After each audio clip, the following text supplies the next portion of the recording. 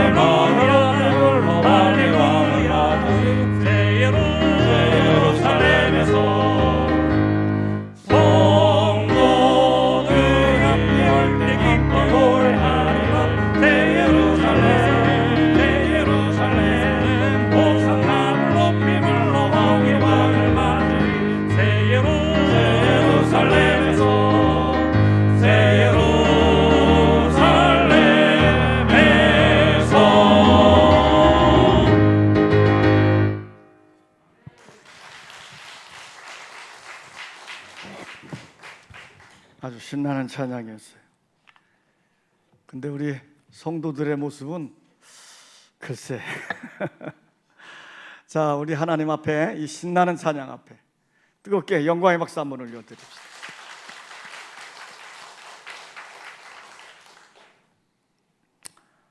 로마의 시인 오비디우스는 세상에 별별 것이 다 있는 것처럼 사람의 마음도 가지각색이다, 이렇게 말했어요. 그런 것 같습니다. 착한 마음이 있는가 하면 악한 마음이 있고, 강한 마음이 있는가 하면 연약한 마음도 있습니다. 부드러운 마음이 있는가 하면 굳은 마음도 있고, 온유한 마음이 있는가 하면 포악한 마음도 있습니다. 건강한 마음이 있는가 하면 병든 마음이 있고, 사랑하는 마음이 있는가 하면 미워하는 마음도 있습니다. 이렇듯 가지각색의 마음들이 있는데, 그런데 인간사는 마음먹기에 달렸다고들 말들 합니다. 무더위와 장마가 기승을 부리고 있으니 짜증스럽다고 다른 사람들까지 힘들게 하는 사람이 있는가 하면, 어떤 사람은 더워야 곡식도 잘 여물고 과일도 잘 익는다고 기뻐하는 사람이 있습니다. 긍정적인 사람은 어렵고 힘든 상황 속에서도 좋은 것을 보면서 힘을 내지만, 부정적인 사람은 같은 어려움 속에서도 안 좋은 것을 보면서 절망을 하는 것입니다. 그러므로 사람이 성공과 실패, 행복과 불행, 살고 죽는 것 다 각자의 마음에 달려 있는 것 같습니다. 자살, 참 요즘 코로나가 기승을 하고 또 경제적으로 그렇고 사회적으로 아무 희망을 주지 않으니 참 많은 사람들이 자살을 한다고 합니다. 사실 통계적으로 보면 코로나로 죽는 숫자는 일반적인 독감으로 죽은 숫자보다 적게 죽었어요. 그런데도 불구하고 그 여파로 인해 자살로 죽은 숫자는 엄청나다는 겁니다. 그거는 뭐 몇 천이 아니고 만 단위도 넘어가는, 그렇게 많은 사람들이 자살로 죽었어요. 자살 그러면 왠지 섬뜩하고 소름 끼치는 말이에요. 그런데 이 자살이란 단어를요 거꾸로 읽으면 뭐가 됩니까? 살자가 됩니다. 살자. 희망적인 말이고 행복한 말이에요. 우리 영어의 단어에도요 no라는 단어가 있어요. 부정적인 의미이고요 거절한다는 의미예요. no. 그런데 이 no를 거꾸로 읽으면 뭐가 됩니까? on이 됩니다. 매우 긍정적인 단어지요. 그러므로 우리가 마음만 바꾸면 절망적인 상황이 희망적인 상황으로 변하고, 마음만 바꾸면 미워해야 될 대상이 사랑해야 될 대상으로 변해지고, 마음만 바꾸면 좌절하고 포기해야 될 상황이 다시 시작할 기회의 상황으로 변하게 되는 것입니다. 그러므로 여러분, 우리의 마음을 새 마음으로 품을 수 있기를 원합니다. 사도 바울은 사랑하는 성도들을 향해서 이렇게 권면합니다. 너희 안에 이 마음을 품으라. 곧 그리스도 예수의 마음이니. 예수 그리스도의 마음을 품고 살아가는 것입니다. 우리가 살아가는 세상은 수많은 갈등과 다툼과 분열이 일어나는 세상이지만, 예수님의 마음을 품고 산다면 무슨 문제가 있겠습니까?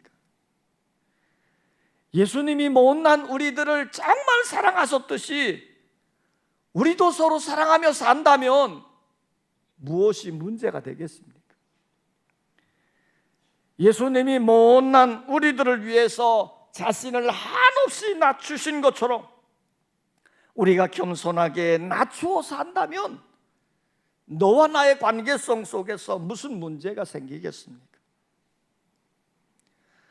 사도 바울은 오늘 본문 말씀을 통해서 예수 그리스도의 마음을 소개해 주면서 오늘 사랑하는 성도들에게 권면합니다.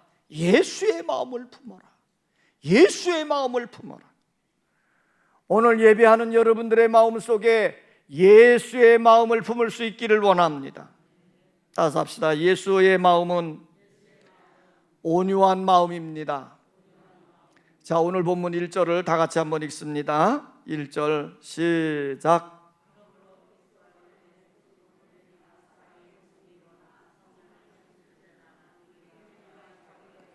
자, 여기에 보면 권면, 위로, 교제, 긍휼, 자비, 이런 단어, 여러 단어들이 나오는데요, 그냥 이 단어를 한마디로 딱 뭉뚱한다면 온유함이라고 표현해 볼 수 있습니다. 예수님의 마음은 어떤 마음입니까? 온유한 마음입니다. 마태복음 11장 28절에 보면 예수님이 자신의 마음을 이렇게 표현했어요. 수고하고 무거운 짐진 자들아 다 내게로 오라, 내가 너희를 쉬게 하리라, 이렇게 말씀하시면서 나는 마음이 온유하고 겸손하니 그랬어요. 예수님은 참으로 온유하신 마음을 가지고 사신 분이십니다. 예수님이 제자들에게 말씀을 가르치고 계실 때에 여인들이 자신의 아이들을 데리고 예수님께 나와 축복 기도를 받고 싶어 했습니다. 그때 제자들이요, 아이들이 오는 것을 귀찮게 여기고는 아이들을 쫓아내 버렸거든요. 그러나 예수님은 이런 자의 것이 천국이다, 천국은 이런 자의 것이다, 그렇게 말씀하시면서 아이들을 품에 안고 축복 기도를 해주신 것을 우리는 알 수 있습니다. 얼마나 온유하신 주님의 마음이에요. 예수님이 여리고성을 지나가실 때에 두 소경이 부르짖는 겁니다. 다윗의 자손 예수여, 우리를 불쌍히 여겨 주옵소서. 그때 제자들이 그 두 소경을 향해서 꾸짖는 거예요. 너무너무 시끄럽다, 시끄러워, 그만 좀 해, 그만 좀 해. 그러나 우리 예수님은 그 불쌍한 두 소경을 부르셔서 그들의 눈을 뜨게 해 주셨습니다. 바로 예수님의 온유하신 마음이지. 하루는 예수님이 사마리아 지방을 지나가시게 되었습니다. 그런데 그 마을 사람들이 예수님을 영접하지 않는 거예요. 예수가 유대 사람이라는 이유 때문에 그들을 거절하고 박대하는 거예요. 그 상황을 지켜보고 있던 야고보와 요한이 화가 났습니다. 그래가지고 이렇게 짓거리는 거예요. 하늘에서 불이 내려서 저 싸가지 없는 것들을 좀 불태웠으면 좋겠다. 그때 우리 예수님이 뭐라고 말합니까? 그런 말하는 제자들을 꾸짖으시고요, 조용히 다른 마을로 가신 것을 볼 수 있어요. 이런 온유하신 예수님의 마음이 다른 사람들로 하여금 예수님을 따르게 하고 의지하게 만든 거예요. 예수님은 참으로 온유하신 분이십니다. 죽으면 죽으리라고 하는 책을 쓴, 과거에 참 유명했던 책이에요.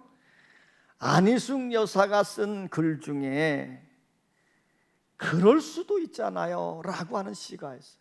그럴 수도 있잖아요. 제가 한번 낭송을 하겠습니다. 못생기고 모양 없다고 흉보지 마세요. 그를 지으신 분이 그렇게 만드실 것일 테니까 그럴 수도 있잖아요. 화 잘 낸다고 나무라지 마세요.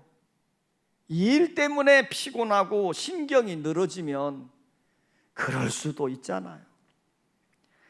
항상 늦는다고 수군거리지 마세요.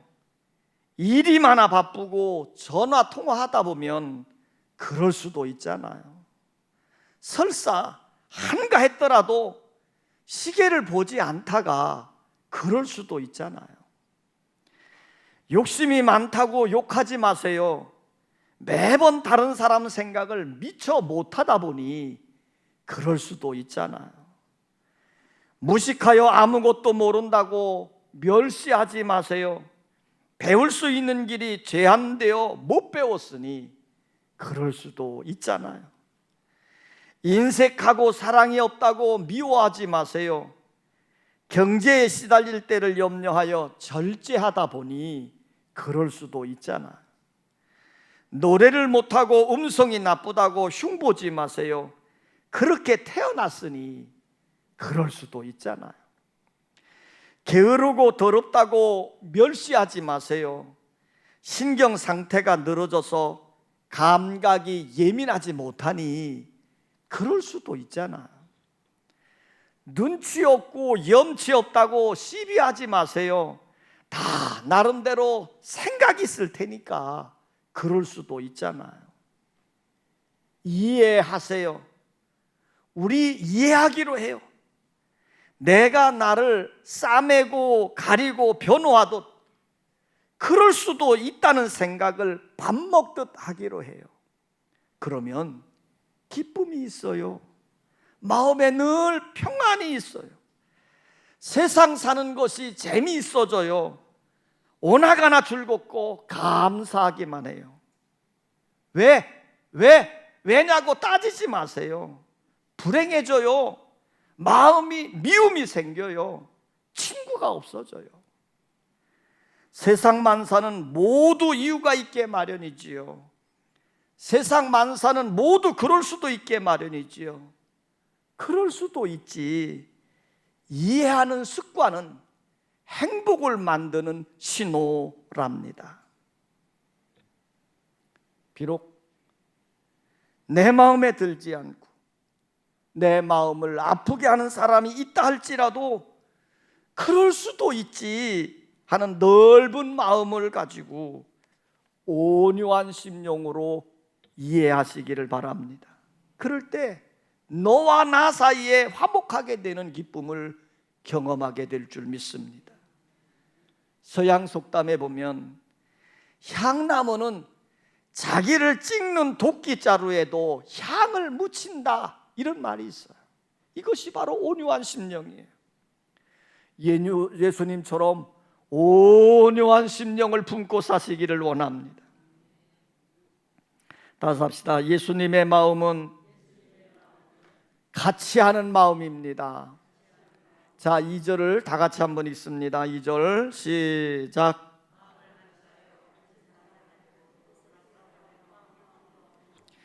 기쁨이 충만한 성도의 생활을 하려면 마음을 같이 해서 한 마음이 되어야 한다는 거죠. 지금 바울은 빌립보 교회가 하나가 되지 못하고 불화하고 있다는 소식을 들었어요. 사소한 일 때문에 서로 시기하고 다툼으로 공동체가 분열되어진 거예요. 그래서 빌립보서 4장 2절에 보면 이렇게 말합니다. 내가 유오디아를 권하고 순두계를 권하노니 주 안에서 같은 마음을 품으라. 갈등이 있는 유오디아와 순두계에게 예수의 마음을 품으라는 거예요. 예수의 마음을 품으면 하나가 되고 화목해질 수 있다는 거죠. 예수님은 이 땅에 오셔서 하나님과 사람 사이에 끊어진 관계를 회복시키기 위해서 자신이 친히 화목제물이 되어주심으로 하나님과 인간을 하나가 되게 하신 것이, 하나가 될 때 기쁨이 있고 하나가 될 때 삶의 보람과 쉼을 얻게 되는 거예요. 예수님은 십자가를 지시기 전에 이런 중보 기도를 드렸습니다. 거룩하신 아버지여, 내게 주신 아버지의 이름으로 그들을 보존하사 우리와 같이 그들도 하나가 되게 하옵소서. 오늘 우리는 같은 마음, 같은 사랑, 같은 비전을 가지고 나갈 때에 기쁨이 충만해지는 거예요. 오늘 여러분의 마음속에 예수님의 마음, 예수님의 사랑, 예수님의 비전으로 하나가 되는 여러분 되시기를 원합니다. 하나님과 인간 사이를 하나 되게 하신 예수님의 마음, 우리가 그 마음을 품고 나가면 우리도 하나님과 내가 하나가 되어지고 이웃과 내가 하나가 되어지는 아름다운 역사가 일어나게 될 줄 믿습니다. 다시 합시다. 예수님의 마음은 겸손한 마음입니다. 자, 3절을 다 같이 한번 읽습니다. 3절 시작.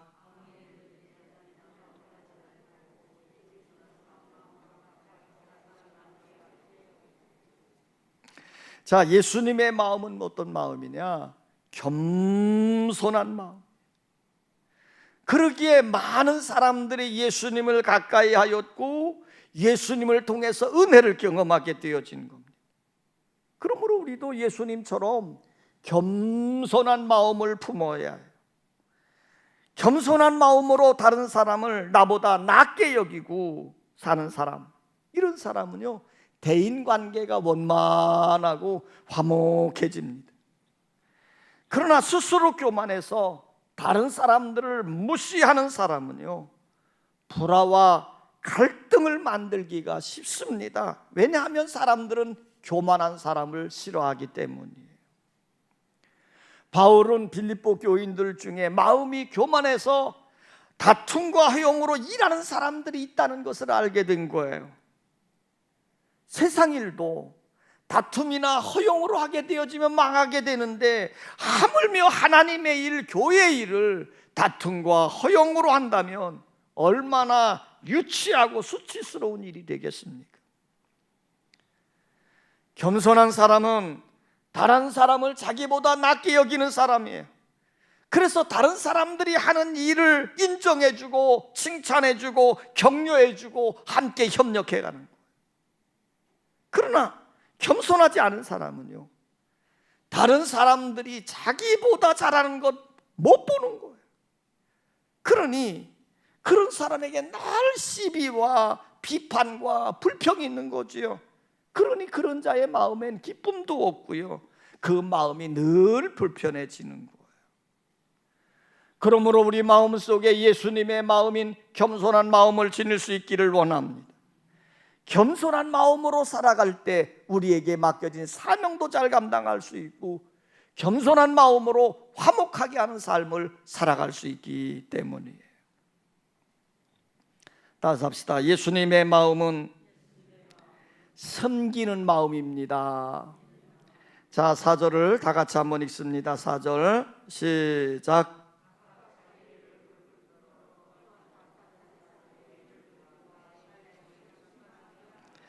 다른 사람들을 돌보아 준다고 하는 말은 섬긴다, 그런 말이에요.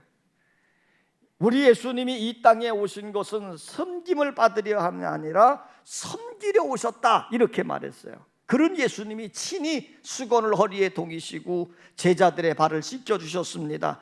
그러면서 제자들에게 너희도 이렇게 섬기는 자가 되라 가르쳐 주신 거예요.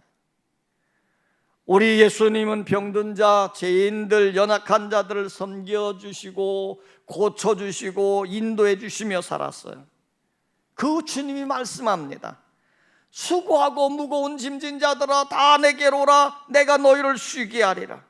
오늘도 주님은 죄인들을 섬김으로 평안 가운데 인도해 주시는 것입니다. 그러므로 우리도 예수님처럼 섬기는 생활을 배워야 돼요.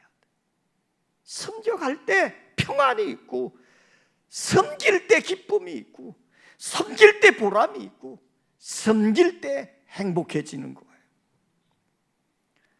한 조류학자 팀이 공중에 나는 새들을 연구한 보고서가 있습니다. 그 보고서 중에 보면 기러기들의 생태를 연구한 글이 있는데요, 이 기러기들, 이들은 집단 생활을 한다고 합니다. 그런데 그 생활 보고서가 우리에게 깊은 교훈들을 남겨주고 있어요. 자, 이 기러기의 특성을 보면, 첫째는 기러기는 혼자 나는 게 아니고 떼를 지어서 여러 마리가 함께 날아간다는 거예요. 그러니까 이 기러기들이 한 곳에만 있는 게 아니고 여러 지역을 다니기 때문에 먼 지역까지 가잖아요. 그래서 이 하늘에서 날아가는 시간들이 굉장히 많은데, 근데 이렇게 혼자 날아가는 것보다 여럿이 떼를 지어갈 때에 70%나 더 빨리 날아갈 수 있고요, 또 오래 날 수 있는 지구력도 생겨진다고 합니다. 그래서 이들은 공동으로 날아가는 거예요. 두 번째로 이 기러기들은 날 때에 꼭 V자를 그리고 날아갑니다. 그냥 와 몰려가는 게 아니고 항상 V자를 딱 지어서 날아간다고 그래요. 그러니까 제일 앞에 한두 마리가 선두에 있고, 그리고 양옆으로 V자가 쭉 그려지면서 있고, 그 안쪽에도 새들이 쭉 있고, 이래서 날아가는데, 이 V자 형태를 그리고 날아가는 것이 바람의 저항을 가장 적게 받는 아주 지혜로운 방법이라는 거지요. 자, 그러면 제일 앞에 나는 기러기들, 그리고 바람을 맞는 V자 가장자리에 있는 이 기러기 떼들은요 참 힘들 거 아니겠습니까? 자, 그런데 이 조류학자들이 가만히 연구를 하다 보니까요, 한 30분쯤 날아간 다음에는 앞에 서 있던 날고 있는 기러기가 뒤로 빠지고 뒤에 있는 기러기가 앞으로 가고, 바깥에서 날고 있던 기러기는 안쪽으로 들어오고 안쪽에 있던 기러기는 어김없이 바깥으로 나가서 힘든 바람을 쥐고 날아가더라는 거예요. 자, 이 교대가 철저하게 이루어지더라는 것입니다. 세 번째는요, 이 기러기들이 그냥 날아가면서 계속 운다는 거예요. 근데 이 기러기들의 울음은 두 종류인데, 한 가지의 울음은 자기의 위치를 알려주는 소리랍니다. 내 위치는 여기다, 너의 위치는 어디다. 기러기들이 울어가면서 그들이 계속 방향을 바꾸니까요, 위치를 바꾸니까 이 위치를 알려주면서 간격을 서로 조절하더라는 거지요. 또 두 번째 이 울음소리는요, 아주 독특한 소리를 내서 상대방을 격려해 주는 소리를 낸다는 거예요. 자, 기러기들이 공중에서 떼를 지어 날아가지만 그 먼 거리를 날다가 보면 그 중에 힘이 좀 붙이는 기러기도 있고요, 지치는 기러기도 있을 거예요. 그런데 이 기러기 떼들이 날아가면서 옆에 있는 친구가 좀 힘들어하는 것 같으면요, 기러기가 소리를 크게 울부짖으면서 그들을 격려해 준다는 거예요. 그래서 지쳐있는 기러기가 그 울음소리를 듣고 힘을 내어서 더 잘 날게 된다는 거지요. 네 번째 특징은요, 기러기들이 둘이 이제 이렇게 떼를 지어서 이제 V자를 이루면서 계속 날아가지만 이게 수천 킬로미터 이렇게 온 길을 날다가 보니까 도중에 날개가 다친다든지 힘에 붙여가지고 더 이상 날 수 없는 기러기가 생긴다는 거예요. 그러면 그 기러기는 땅으로 떨어지게 되지요. 그러면 그 부상당한 기러기 혼자만 떨어지는 게 아니고 그 주변에서 같이 날던 여러 마리의 기러기가 같이 떨어진다는 겁니다. 그래서 그 부상당한 기러기를요, 도와주는 거예요. 먹이도 물어다 주고, 적이 그를 해하지 못하도록 막아주기도 하고, 심지어는 약이 될 수 있는 흙이나 풀을 물어다가 그 상처난 곳에 문지러 주기도 한다는 겁니다. 그래서 이들이 다 건강히 회복이 되어지면 이 무리가 다시 힘을 내서 공중을 향해 날아간다는 거예요.